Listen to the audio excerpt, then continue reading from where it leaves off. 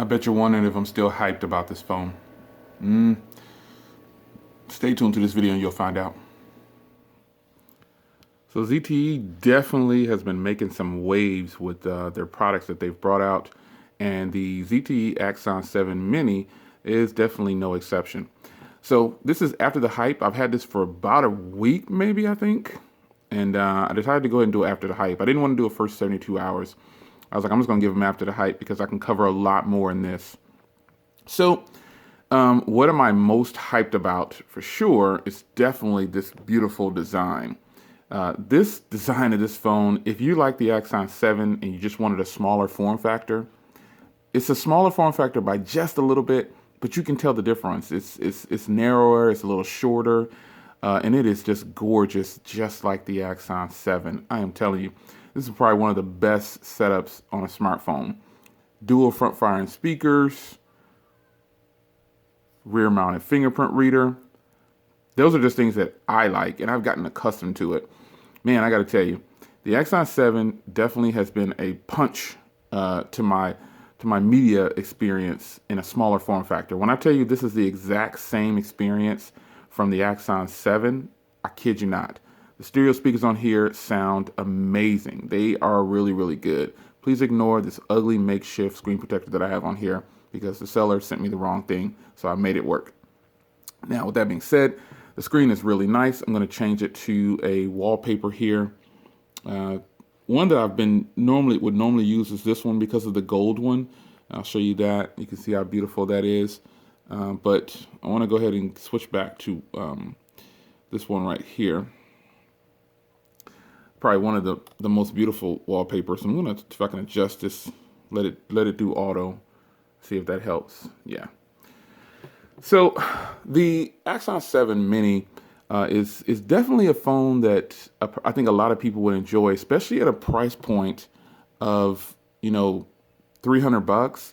And then if you can catch it on sale for $200, that is $200 is a fantastic purchase for this phone. But with that, there is some ups and downs with all devices. So after the hype, I'm excited about the build quality. I'm excited that I get just a hair smaller version of the Axon 7. The Axon 7, you guys know, that's probably one of my top phones. I would not trade it for the world. So that phone right there in a smaller, a little bit more smaller package is great. You still get a beautiful screen. While the screen is not like top notch to me after extended use with this, it's not top-notch quality compared to some other phones. You'll see that in another video, and it might shock you by running the same photos on all phones. And you're like, whoa, that's the Axon 7 Mini? Yeah, it's not bad. It's just not top-notch compared to phones that I thought would blow away. So, but the screen is gorgeous. You do get an AMOLED display. You get these stereo speakers, which is just really good. And just the feel in hand, this is, I don't know how companies do this. This is premium hardware. Premium hardware in this price point. Why aren't other OEMs doing it? Like ZTE already shut it down with the Axon 7. Then they went back and said, oh, we're going to gut punch you again with the Axon 7 Mini. We'll lower the specs a little bit, and then we'll still give you the same premium hardware and sound. Really solid. Cameras on here are really, really good. I got to tell you, the cameras on here, I'll do it. I'll look for it in a different video, but because I haven't put that up yet, the camera samples and the camera video quality. But look for it in another video. I might even pop it up in this video. I don't know yet. But am I still hyped about this one? Yeah, I'm definitely hyped about this phone because again, it's kind of like reviewing the Axon 7 all over again. It just has a smaller form factor and a little bit difference in performance.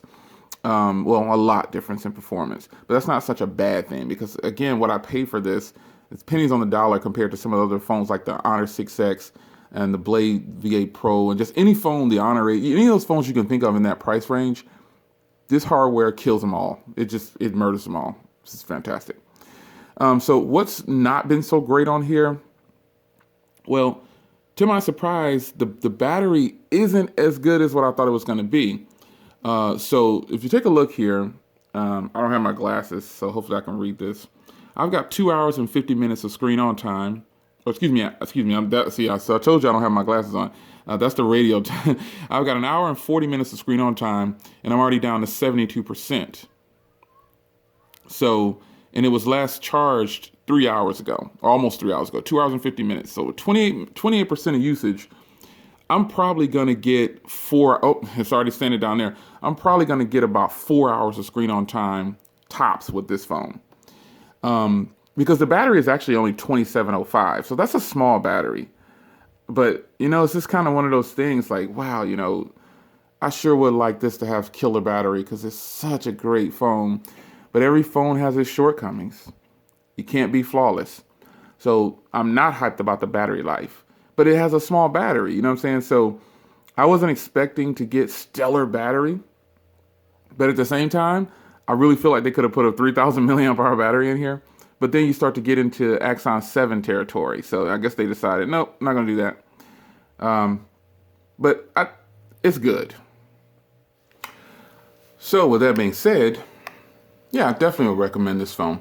So far, it hasn't been bad at all. The only downside that I found was kind of a downside was just probably the battery life.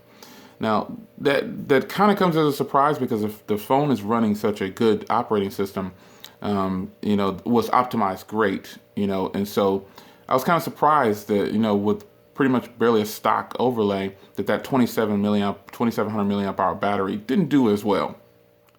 Now, yes, I can't obviously do this without talking about the software. Software's been good, man. A lot of people are saying it's a laggy phone, and just my day-to-day experience with it, I've been good with it, and I haven't had any problems with lag on this phone. Occasional hiccup or something like that, but it's not like TouchWiz lag. Nowhere near that. Some TouchWiz phones phones at the lower price points don't perform as well sometimes. So I was really expecting this phone to bog down on me.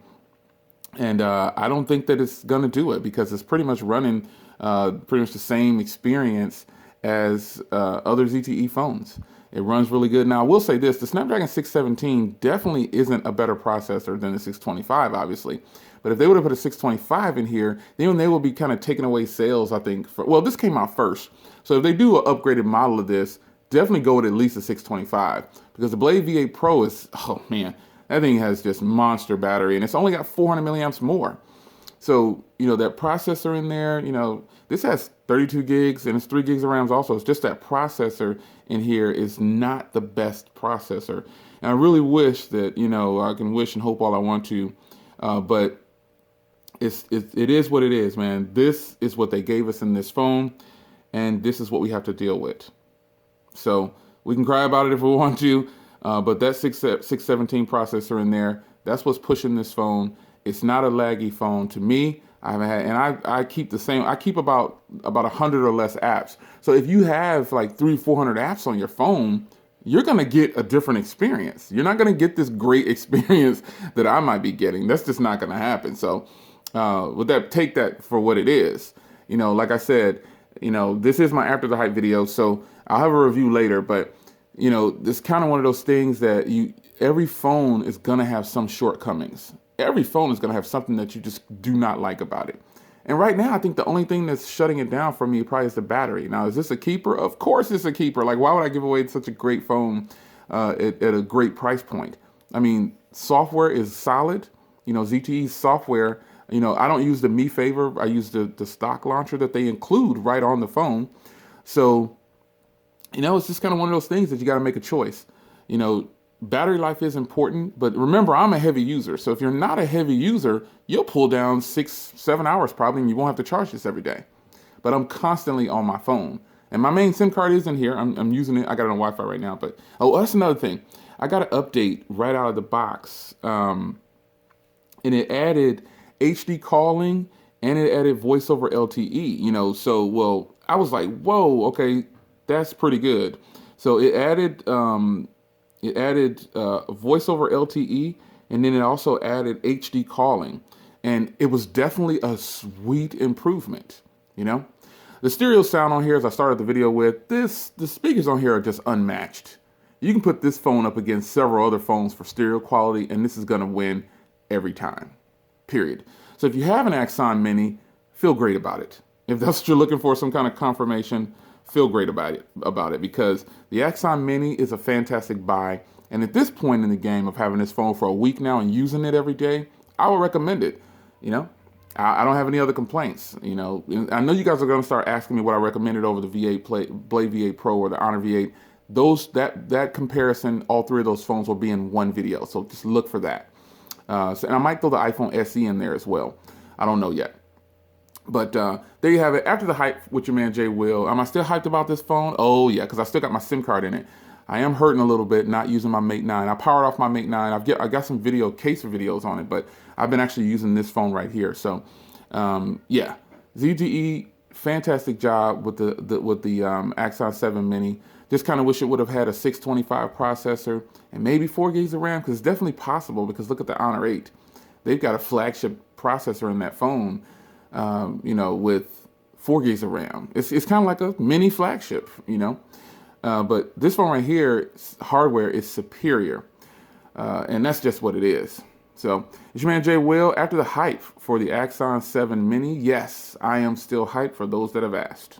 I'll see you in the next one. Take care.